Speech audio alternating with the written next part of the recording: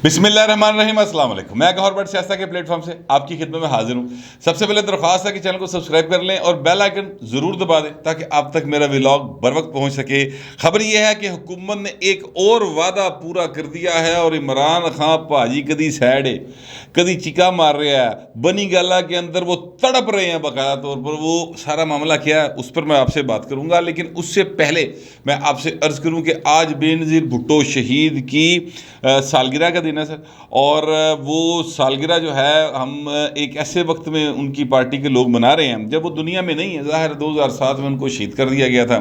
बेनज़ीर ने अपने नाम की तरह बेनज़ीर ज़िंदगी गुजारी है, मैं आपसे अर्ज़ करूं, और कोई शुबे की बात नहीं है। देखिए, बहुत छोटी उम्र में उनके सर से उनके वालिद को का साया छीन लिया गया। जनरल ज़िया-उल हक ने जो बहुत सारे जुल्म किए पाकिस्तान में के साथ, उसमें एक बहुत बड़ा जुल्म जो था वो ये था कि जुल्फ़िकार अली भुट्टो को उसने फांसी चढ़ा दिया, और एक ऐसे केस में चढ़ा दिया यानी एक ऐसा मकतूल जो मतलब जिंदा है आज भी, उसके कत्ल में उसको फांसी चढ़ा दिया। यानी जिस शख्स ने दरख्वास्त दी थी कि भुट्टो ने मेरे कत्ल का मशवरा दिया था, गोली मेरे प्यो नूं बज गई, ठीक है, वो भाई अज भी लगा फिर रहा, जिंदा सलामत है। वैसे वो तकरीबन पागल हो चुके हैं, पहले भी काफ़ी हद तक वो मेंटल थे, अब तो बाकायदा पागल हो गए। सुना उनके पास जो भी जाता है, कोई बात करने जाता है, वो सिर्फ उनको गालियाँ निकालते हैं और कभी अपने आप को पीटना भी शुरू कर देते हैं। मैं नाम इसलिए नहीं लेता कि मतलब सारे जानते हैं उस शख्सियत को, तो क्या मैंने उसका नाम लेना है। बहरहाल बेनज़ीर भुट्टो साहबा को बहुत कम उम्री में यतीमी का सामना करना पड़ा। इसके बावजूद उन्होंने अपनी स्ट्रगल की और लाजवाल स्ट्रगल की सर, जिसका कोई सानी नहीं। मैं सच्ची मुची जो बात है वो ये है कि पाकिस्तान का वो जो माहौल था जिसमें बेनज़ीर को सियासत करनी पड़ी, वो बड़ा खौफनाक माहौल था। बाप सर फांसी चढ़ा दिया गया, एक भाई कत्ल हो चुका था, उसको पेरिस में कत्ल कर दिया गया था। इसके बावजूद वो आई, जेलें कैदें, मतलब कारकुन अंदर, बुरा हाल थे, भूखे दिहाड़े, मगर वो बेनज़ीर थी सर। वो उसने अपना हौसला नहीं छोड़ा। बहुत सारी चीज़ें हैं पाकिस्तान के लिए, बेशुमार मतलब हैं उनकी खिदमात। मतलब एक ही मैं अगर बता दूं वो ये, चलें बहुत सारी हैं, बात बहुत लंबी हो जाएगी। मैं उनके साथ उनके हवाले से एक याद शेयर करूंगा, बताऊंगा कि बेनज़ीर कैसे बेनज़ीर थी। लेकिन एक छोटी सी जो मैं कौमी खिदमत का एक हिस्सा आपको बताने लगा हूँ, वो ये है कि पाकिस्तान को जो मिज़ाइल टेक्नोलॉजी है ना सर, वो बेनज़ीर भुट्टो साहबा ने ला कर दी थी जनाब। ये मिनट बाद गौरी चला देंगे ना, ठीक है, और कभी तुसी गज़नवी चलाया होता है। ये टेक्नोलॉजी जो है बेनज़ीर भुट्टो साहबा जो है वो खुद लेकर आई थी। ये कहाँ से लेकर आई थी कोई राज की बात नहीं है, लेकिन बाहर वो लेकर आई थी। वो मिसाइल टेक्नोलॉजी बेनज़ीर ने दी थी, आवाम को बहुत कुछ दिया, बेतहाशा चीज़ें दी। मैं आपके साथ एक वाक़या आपको बताने लगा हूँ जिससे पता चलेगा कि बेनज़ीर वाकई बेनज़ीर थी और वो सबकी लीडर थी। वो ये डिवाइड नहीं रखती थी कि मेरी पार्टी दा उदी पार्टी दा, वो बिल्कुल ये डिवाइड नहीं रखती थी। अल्लाह ताला उनको ग़रीक़े रहमत करे और सारे पाकिस्तान को सब्र दे सर। सारे पाकिस्तान उनके जो जाने का, उनको बेवक्त कत्ल किए जाने का या उनको दुनिया से भेज दिया गया जिस तरीके से, उसकी सज़ा सर सारा पाकिस्तान भुगत रहा। परवेज़ मुशर्रफ ने भुगतनी नहीं भुगतनी, वो जिन लोगों पे इल्ज़ाम है उन्होंने कोई सज़ा उनको मिलनी दुनिया में नहीं मिलनी, लेकिन पाकिस्तान के आज जो हालात हैं ये एक उस वाक़े की वजह से हैं। खैर, वो जो मैं आपसे शेयर करना चाहता हूँ कि वो बेनज़ीर सबके लिए बेनज़ीर थी, वो ऐसे थी। 1993 की हुकूमत आई और ज़ाहिर है कि नवाज शरीफ साहब की उससे पहले हुकूमत थी। मियाँ साहब की हुकूमत को ख़त्म किया गया था, लॉन्ग मार्च हुआ था, बड़ा लंबा चौड़ा, और बेनज़ीर साहबा ने आंसू गैस बर्दाश्त की थी सर, बेतहाशा। वो उन चीज़ों के हम गवाह हैं बाकायदा तौर पे, जो सारा कुछ माल रोड पे हुआ, जो आगे राजा बाज़ार में भी हुआ, जो मतलब रास्ते में हुआ, जिस तरीके से आंसू गैस और जिस तरीके से चीज़ें की गई, वो सब मतलब अखबारात उठा के देख लें, आपको सारी चीज़ें मिल जाएंगी। उनको रिपीट नहीं मैं करना चाहता। इन सब के बावजूद जिस वक्त वो बेनज़ीर भुट्टो वज़ीर-ए-आज़म बन गई तो पहली मीटिंग थी, पहली कैबिनेट की, और उस कैबिनेट की मीटिंग के अंदर बेनज़ीर साहबा ने कहा कि भाई देखें, मैं ये वादा करके आई हूँ कि रोज़गार दूंगी। आपको याद होगा ये नारा था बेनज़ीर का कि बेनज़ीर आएगी रोज़गार लाएगी, ठीक है। तो वो कहती हैं कि भाई मैं अब आई हूँ तो रोज़गार लाऊंगी, मुझे बताएं कि ज़रा ये महकमे चेक करें कहाँ कहाँ नौकरियाँ पड़ी हुई हैं, कैसे हम मज़ीद लोगों को रोज़गार दे सकते हैं, नौजवान तबका बेरोज़गार है। तो इसका कुछ करें। तो उस पर वो चौधरी अहमद मुख्तार साहब उस वक्त वज़ीर तजारत के तौर पे होते थे, वो उस मीटिंग में मौजूद थे। और ऐसे इसके रावी भी वो जो है ना अपना अहमद मुख्तार साहब ही हैं, और उन्होंने मुझे पर्सनली ये बात बताई थी। और वो कहते हैं कि मैंने कहा बीबी मसले कोई नहीं गा, नवाज शरीफ ने ਜਿਹੜੇ ਬੰਦੇ ਰੱਖੇ ਨੇ सरकारी महकमे च उन्होंने कड्डो तो उन्होंने था अपने जेले भर्ती कर लो, वादा भी पूरा हो गया, हमारा जेला भी अकोमोडेट हो गया। तो बताते हैं कि बेनज़ीर भुट्टो इतनी ज़्यादा गुस्से में आ गई, उनका चेहरा सुर्ख हो गया और आंखों में उनके बड़ा गुस्सा आ गया, और उन्होंने कहा कि अहमद ये बताओ, ये जो नवाज शरीफ ने बंदे रखे जॉब्स के ऊपर सरकारी महकमों में, क्या ये इंडिया के शहरी हैं? क्या ये पाकिस्तान के शहरी नहीं है? इनका डोमिसाइल दिल्ली का बना हुआ है? तो उन्होंने नहीं पाकिस्तानी है। तो उन्होंने कहा फिर मैं पाकिस्तानियों को बेरोज़गार क्यों करूं? आप ऐसी तजावीज़ दें कि नए मौके पैदा हो जॉब्स के, और जो और लोग हैं उनको रोज़गार मिले और ये सिलसिला चलता रहे, ऐसी तजावीज़ लेके आए।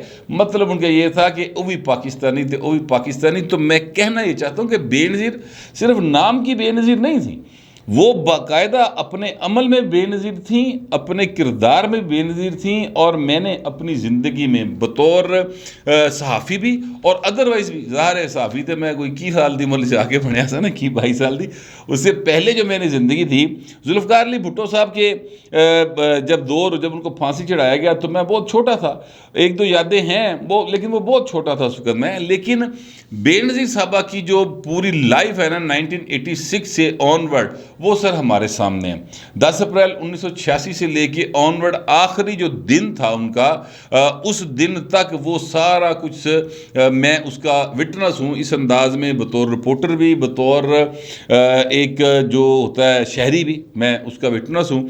तो वो बाकायदा बेनज़ीर थी, आखिरी सांस तक वो पाकिस्तान के लिए लड़ रही थी। और आखिरी जलसे में जो उन्होंने बात की थी, उन्होंने कहा था कि ये चाहते हैं कि सवात में पाकिस्तान का परचम ना लहराए। और फिर आपको याद होगा कि वो वक्त आया था कि सवात में वो पाकिस्तान का परचम वाकई नहीं लहरा रहा था। तो बेनज़ीर इतनी ज़्यादा चीज़ों को बारीक बीनी से और दूर अंदेशी थी उनकी हर चीज़ के अंदर, उससे वो देखती थी।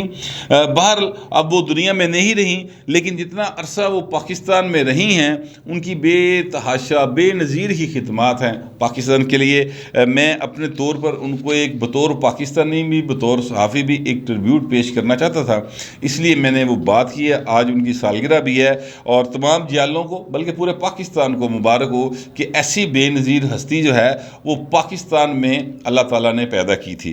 बहर मैं अब आता हूँ उस मौजू की तरफ जो मैंने आपसे शुरू में कहा कि हुकूमत ने एक और वादा पूरा कर दिया, और वो जो वादा पूरा किया उसके बाद इमरान खान भाजी फुल सैड है, सैड सॉन्ग सुन रहे हैं भाजी साइड पे बैठ के, पुराने उदास KL सहगल के गाने मेरे ख्याल सुन रहे हैं। ऐसे खासा जो है ना वो उनको म्यूजिक श्यूजिक का कोई नहीं पता। आप इसी से अंदाज़ा लगा लेना कि वो किन्ने किन्ने जाना बिल्लो का घर वाला उन्होंने मतलब नेशनल पार्टी का सिंगर है, ठीक है। अब आप इस बात से अंदाज़ा लगा लें, नाम मैं इसलिए लेता, वो बड़े मशहूर हैं। एक दो रोज़ कबल मेरी ना शाम 84 घराने के एक चश्मो चिराग से, शफकत अली खान उनका नाम है, उनसे मुलाकात हुई किसी जगह के ऊपर।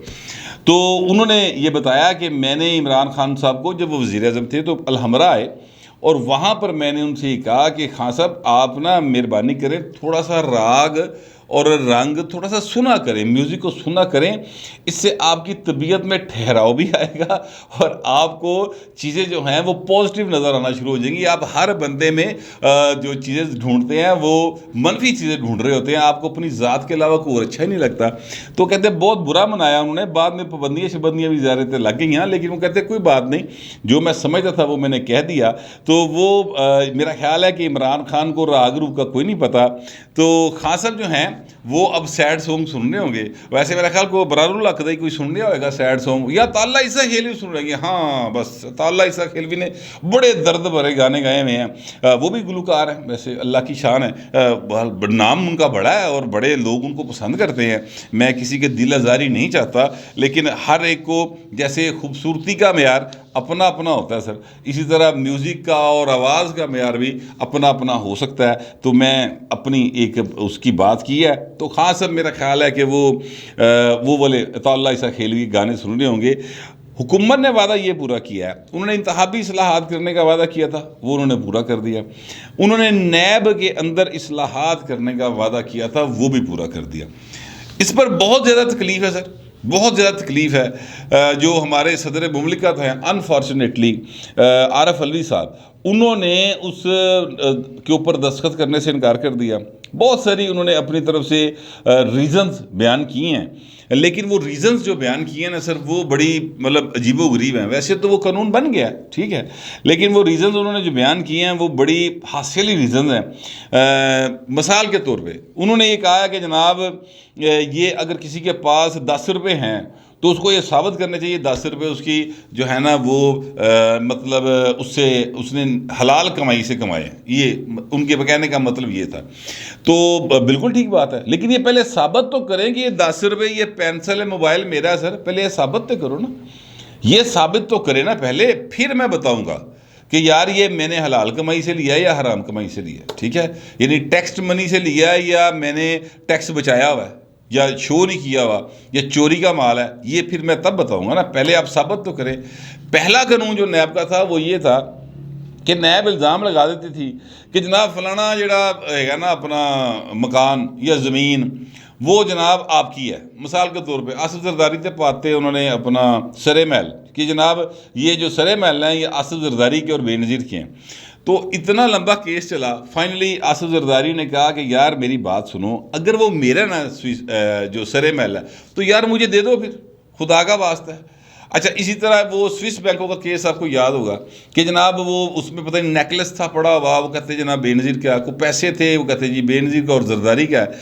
अच्छा, वो केस जो था उसमें जिस बंदे का वो अकाउंट था स्विस अकाउंट में वो बैंक में, वो बंदा हर पेशी तो उत्थे गया होंदा सी और जज साहब ने जाके कह रहा कि सर मेरा अकाउंट है हजूर, मैं सामने खलोता, ठीक है, ए नहीं कही जा रहे। लेकिन पाकिस्तान की तरफ से चूँकि उस वक्त एक रियासती एजेंडा था कि उनको मिलाइन करना है, लिहाजा वो एक मामले में फंसे हुए थे। इसी तरह ये जो हैं मियाँ नवाज शरीफ साहब, शहबाज शरीफ साहब, इनके ऊपर बेतहाशा केस, मसलन ये जो अब एक केस है ये जो रमज़ान शुगर मिल वाला, उसमें सर कभी शहबाज शरीफ साहब ना उसके अहदेदार रहे हैं, ना उसका उन्होंने कोई CEO रहे हैं, ना कभी डायरैक्टर रहे हैं, गल बात ही कोई नहीं। बच्चियां दा काम है, बच्चियां दी जदाद है, बच्चियां ने कारोबार किया है। और शहबाज शरीफ साहब जो हैं वो मियाँ शरीफ के साहबजादे हैं, और मियाँ शरीफ जो हैं वो सर पाकिस्तान के उन करोड़पति लोगों में से थे। मैं सिर्फ याद दहानी के लिए बताना चाहता हूँ कि जब जुल्फ़िकार अली भुट्टो साहब ने नेशनलाइज की मिलें तो इत्तेफाक फाउंड्री सर उनमें से एक थी। अब आप अंदाज़ा लगा लें कि उस वक्त वो भाई किड्डा अमीर होएगा कि उदी इत्तेफाक फाउंड्री है वो नेशनलाइज की गई थी, ठीक है। ये मैं सिर्फ ये बताने के लिए कह रहा हूँ कि वो शहबाज शरीफ का बेटा था, सलमान शहबाज, बल्कि है, अल्लाह ताला जिंदगी दे, और मियाँ शरीफ का पोतरा था। तो हुण ओहदे को पैसे नहीं होने दे भाई ना होर किहदे कोल होने, जेह्ड़े क्रिकेट खेडदा रहा सारी जिंदगी, उहदे को पैसे होने, ठीक है। अच्छा, अब वो शहबाज शरीफ साहब नूं रगड़ी जा रहे हैं नैब वाले, ठीक है, पता नहीं 2 साल के 1.5 साल उन्होंने 2 बारी जेल कटाती फड़ के, सबूत कोई नहीं। जिसले गल अदालत आई, जमानत भी आई, तो अदालत ने उठा के मुंह पे मार दिया, ठीक है, कि एक ही बना के ले आए हो। ये इस कानून को तब्दील किया गया, और तब्दील करके ये किया गया कि जनाब नैब जो है गिरफ्तारी से पहले सबूत इकट्ठे करेगा। एक बात, नैब 90 दिन का तक रिमांड नहीं लेगा सर, 14 दिन का मैक्सिमम जिस्मानी रिमांड होगा। यानी आप किसी को कोई बंदा कत्ल कर दे, कत्ल से बड़ा तो कोई जुर्म नहीं हो सकता, कत्ल कर दे 14 दिन से ज़्यादा जिस्मानी रिमांड नहीं मिलता सर उसका, ठीक है, वो भी 2 बारी 3 बारी करके मिलता है। 14 दिन से ज़्यादा जिस्मानी रिमांड नहीं होता, दुनिया में कहीं नहीं होता। लेकिन यहाँ पर क्या हो रहा है, यहाँ पर इल्ज़ाम लगाया जिसकी कोई किसी को पता नहीं है कि सच्चा है कि झूठा है। नहीं कहता है फलानी गड्डी तेरी, तो साबित भी उस पर उसने करना है जिस पे इल्ज़ाम लगाया गया। ओ भाई, अगर आप ये इल्ज़ाम लगा रहे हैं कि फ़लानी गाड़ी, फ़लाना घर, कोई फ़लाँ बैंक बैलेंस ABC का है, तो फिर साबित तो करें ना कि ये इसका है। ये साबित तो इल्ज़ाम लगाने वाले ने करना ना, ये उसने तो साबित नहीं करना जो मुल्ज़म है जिस पे इल्ज़ाम लग रहा है। जब आप ये बता देंगे कि जनाब ये देखिए ये नेटवर्क है, इस तरह से ये आपका है, उसके बाद वो फिर दलाइल देगा कि नहीं सर ऐसे ऐसे नहीं है। वो कहते हैं नहीं ऐसी इल्ज़ाम लाता हूँ, तू बोलता रहा बैठ के। जो PT का तरीक़ेकार है, किसी पे कोई इल्ज़ाम लगा दो, उसके बाद सफाइयाँ वो दे। वरना अगर वो कहे कि यार ये फजूल सी बात है, मैं इसका क्या जवाब दूं, तो कहेंगे देखिए हूँ जवाब नहीं दिता है, देखिया एदा मतलब है बिल्कुल गिल्टी है, बिच फंसिया होया। ये इनका तरीक़ेकार है। नैब का कानून भी इसी तरह का था। वजह ये थी कि जनाब जिन्होंने नैब बनाया थी ना, नैब ला बनाया थी, उन्होंने इमरान खान बनाया सियासत में, ठीक है। आजकल इमरान खान उनके खिलाफ हैं, आज लोग उनको जानवर कह रहे हैं, न्यूट्रल कह रहे हैं, पता नहीं क्या क्या कह रहे हैं, ठीक है। बनाया उन्होंने था नैबला, और उन्होंने ही इमरान खान को बनाया था। एक चीज़ जो और इसमें अच्छी हुई है वो ये हुई है जनाब कि 1 साल के अंदर फैसला होगा सर। ऐ नहीं कि 10-10 साल केस लटकते जा रहे, 20-20 साल केस लटकते जा रहे। 1 साल के अंदर फैसला होगा, और अगर आप 1 साल के अंदर साबित नहीं कर पाएंगे तो बंदा भाजी कार जाएगा। अदालतों को भी बाउंड किया गया, नैब अदालतों को, ठीक है। ये मतलब सारे का सारा किया गया है। लेकिन हमारे अलवी साहब जो हैं, सदर मुमलिकत साहब, उनका ओहदा ऐसा है यार, मैं उनके बारे में कोई जो है ना वो मतलब ऐसी बात नहीं कह सकता। हमें उर्दू का लिहाज है, तो उसका ओहदा ऐसा है जिस पर मैं कोई जो मेरे दिल की बात है वो नहीं कर सकता, समझ रहे हैं आप। तो उनको बड़ा एतराज़ हुआ सर, और उन्होंने कहा जी कि देखें जिस तरीके से ये था कि जनाब आप ने कोई आपके पास कोई चीज़ है तो आपको साबित करनी पड़ती है, तो भाई ने पहले चीज़ दसो तो सही कि फलानी शायद तेरे को है, ठीक है, और तेरी है, ये साबित करना ज़रूरी था। लेकिन वो ऐसा नहीं था। नैब ला को चेंज कर दिया गया, यानी नैब को औकात में ले आया गया, ठीक है। अब वो अपनी औकात में रहेंगे, और इसके ऊपर इमरान खान को बड़ी तकलीफ हो रही। हालांकि उस बंदे को खुश होना चाहिए, क्योंकि जिस तरह से फरा गोगी की चीज़ें निकल रही हैं और खुरा जड़ा बनी गला कर जा रहे हैं भाई, ठीक है। इमरान खान तो बच गया, सिंपल सी बात है। उनकी जो मौजूदा बेगम है वो भी बच गई।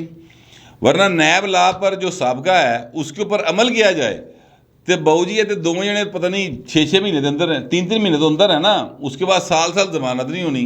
तो वो तो पता नहीं कितने गल पहुँच गई होनी, क्योंकि इनको तो सोने के चम्मच में खाने की आदत है, गर्मी बर्दाश्त नहीं कर सकते, ठीक है। ये उन्हीं के हौसले थे जो कर गए।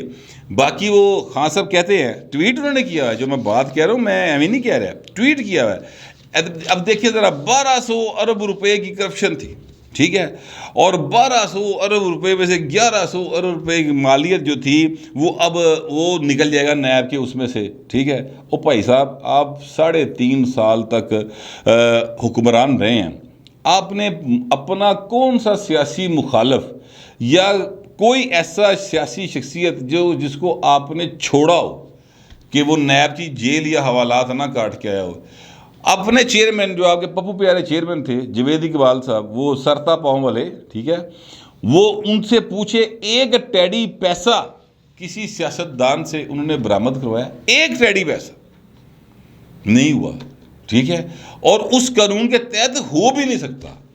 उस कानून के तहत हो क्या रहा था? हो सिर्फ ये रहा था कि उसको तशद्दुद का निशाना ज़हनी या जिस्मानी तौर पे बनाया जाता था, जिसको भी पकड़ा जाता था, और उसके ऊपर मुख्तलिफ केसेस बनाए जाते थे, उन्होंने प्रेशर पाया जाता सी, और उसके नतीजे में होता क्या था, वो कहता ये बंदा भाई मेरी जान छड्डन दा की लवो, वो कहते थे बिल्कुल ठीक है, 20% भाई सन दियो ऑन द टेबल, ठीक है, और आप 10% इंज करके भी दियो घुमा के रिश्वत के तौर पर। ये जेन्युइन वाक़यात हुए। ऐसे कई लोग हैं सरमायादार जो मौजूद हैं, वो जनाब उनको वो मिल जाते थे पैसे, 20% जो था उसमें से भी नैब वालों को पैसे मिलते थे सर, ठीक है। लिहाजा नैब बड़ी एक्टिव थी और उन्होंने बहुत सारे लोग पकड़े। अब इससे जो नई तब्दीलियाँ आई हैं, इससे सर बड़ा एतमाद आएगा, सरमायादार जो है वो सरमायादारी करेगा, इससे बहुत एतमाद आएगा ब्यूरोक्रेसी के अंदर, वो उनको इस दायरा कार से निकाल दे गया। तरक्याती स्कीमें जो हैं वो लोग नहीं करते थे, सियासतदान वो जो है ना अपना ब्यूरोक्रेट उसके ऊपर जाके साइन सुन नहीं सन मार दे, वो कहते हैं नहीं जनाब असी नहीं करना, कल नूं नैब सानूं फड़ लेगा। सियासतदान भी कोई बोल्ड फैसला नहीं ले सकते थे। अब चीज़ों को ज़रा बोल्ड तरीके से होगा, तरक्याती काम होंगे, सरमायादार जो है वो सरमाया लगाएगा पाकिस्तान के अंदर, जिससे कोई बेहतरी की उम्मीद बन सकती है। मैं आपसे अर्ज़ करूं कि ये नैब ला जो है, ये जब 18वीं तरमीम हो रही थी ना, उस वक़्त पीपल्स पार्टी ने 2 कवानीन कहे थे कि इनको बदल लें। एक आर्टिकल 62, 63 बदल लें, ठीक है, वो 2/3 अक्सरियत से बदला जा सकता है। और दूसरा उन्होंने नैब लागा कहा था कि ये बदल ले। ये दोनों कवानीन मियाँ नवाज शरीफ ने बदलने से इनकार कर दिया था। उन्होंने कहा ना, ऐ नहीं होएगा, कोई हाथ नहीं लगा सकता। मियाँ साहब के बड़े सख्त अल्फाज थे इस पर। अब आप देखें, उन्हीं 2 कवानीन के तहत मियाँ साहब जो है ना वो परेशान हुए। वो कल्ले नहीं हुए, पूरा ख़ानदान परेशान हुआ। बाकी तो पीपल्स पार्टी वाले या दूसरे जो हैं वो तो परेशानी की सारी ज़िंदगी लंघ गई ना दी। मियाँ साहब भी उन्हीं 2 कवानीन का निशाना बने।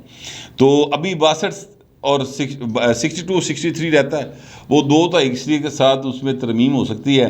मैं समझता हूँ कि उसमें भी तरमीम होना बहुत ज़्यादा ज़रूरी है। पता नहीं आप लोग इस बारे में क्या समझते हैं। मेरी अपनी एक राय है आर्टिकल 62 63 के हवाले से, और कभी मौका मिलेगा तो फिर मैं अपनी राय का इजहार करूँगा। फ़िलहाल जो मेरा ख्याल था वो मैंने आपके सामने रख दी है। अब आप दोस्तों से दरख्वास्त है कि कमेंट ज़रूर कीजिएगा, मगर ज़रा तहज़ीब के साथ। फिलहाल इतना ही, मिलते हैं अगले व्लॉग।